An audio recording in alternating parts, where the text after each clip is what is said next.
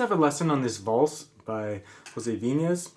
So if you already have this piece in a book, just follow the lesson for free. But if you're interested, I do have the sheet music available for this piece at my sheet music store. So there's a link for that underneath the video.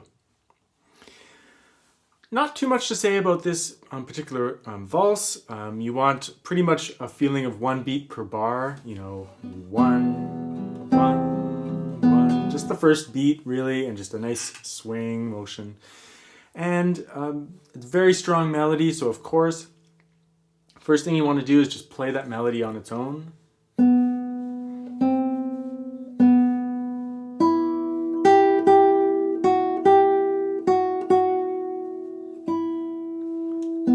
And go through the piece and make sure that the melody comes out nice and clearly. And with the phrasing that you want, a little bit of easing into the phrase and expanding and contracting. We'll do a walkthrough in a second to discuss all of those things. The other thing you want to do is make sure that your balance is correct. So there's 3 voices in this piece. There's the melody, which is the most important, what we just played. There's a bass line, right? The lowest note bass. Too much at the beginning, but really outlines the harmonies of the piece and things like that. And then there's the inner accompaniment. 1, 2, 1. So melody should be the strongest, then the bass, and then the accompaniment. So you just want that. And the melody and the bass can both come out quite a bit because they're very far away from each other. But make sure that you're keeping your IM accompaniment line nice and soft so it's not interfering with the melody and not confusing the melody with the accompaniment notes. So that means when you practice it, you might want to over-exaggerate it.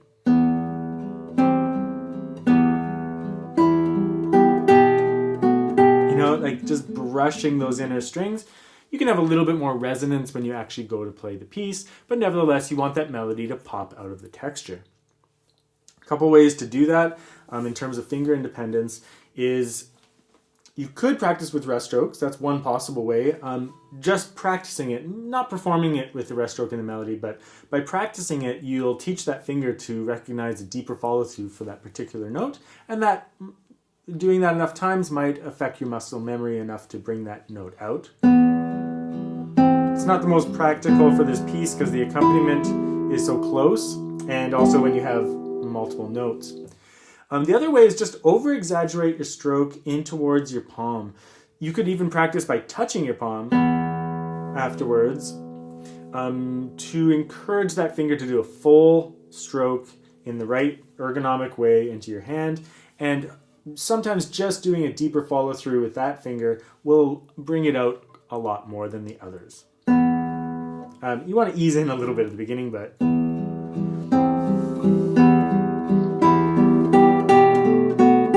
just a nice deep follow through on that melody. That's pretty much it. So melody on its own and work with the balance of the piece. You can just take the first 4 bars even and or 8 bars and just practice getting the balance right between the voices. Let's do a walkthrough.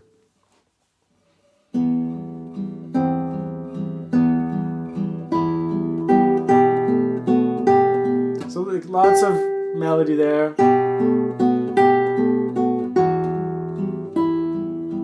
A lot of non-chord tones, right? So after you get this E minor chord, the G stays on top, so it means it's a non-chord tone in this D7 chord, but it resolves afterwards. When there's a non-chord tone, that G over top of the B chord, you want to bring that out and then resolve it, because it's kind of like a spicy note when there's a non-chord tone leading to a chord tone.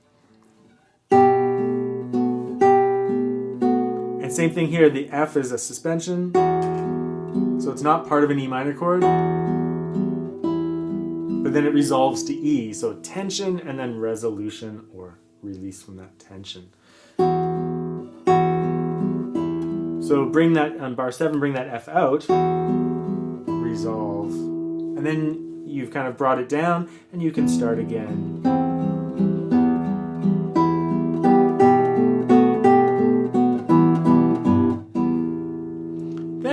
Bit of a change here, right?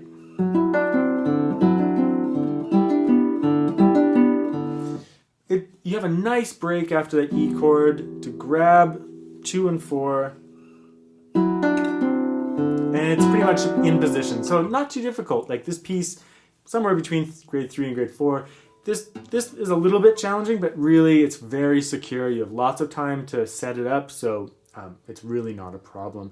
You have to practice it, but I mean, you have all those open strings to move your hand, get in position.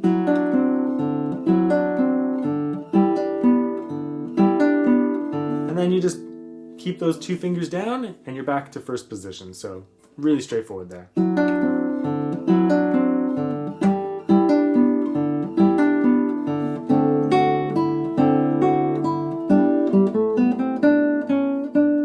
Same thing there.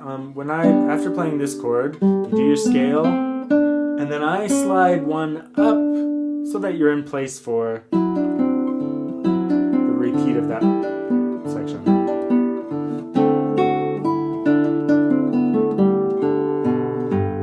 That scale there, use the C on the 3rd string, and then the open B to shift down. Everything works out really nicely in this piece. Lots of time for shifts and position changes. Same thing there, that suspension. G, F. Make it a little bit tapered in the dynamics there.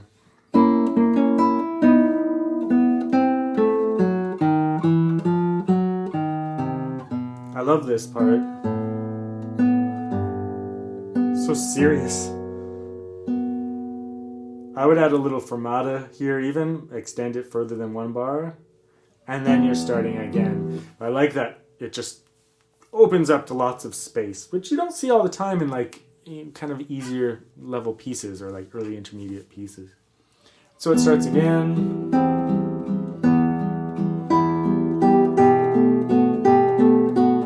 Nothing new to talk about. Same as the beginning.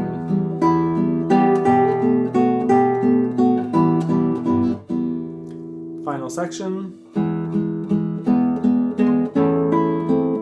So there I used 3 and 4. That way you can leave 3 down, use 2, and then 1 is available for the G sharp. Here I do 1, 3, 4, reach out, hold that D sharp while you position this. Keep your 4th finger down and slide down. So let me just do that from bar 65. Open, D sharp, get this chord, 4th finger, slide down. Works really nicely. I've seen other editions that use a barre, but I think this fingering is a little bit better.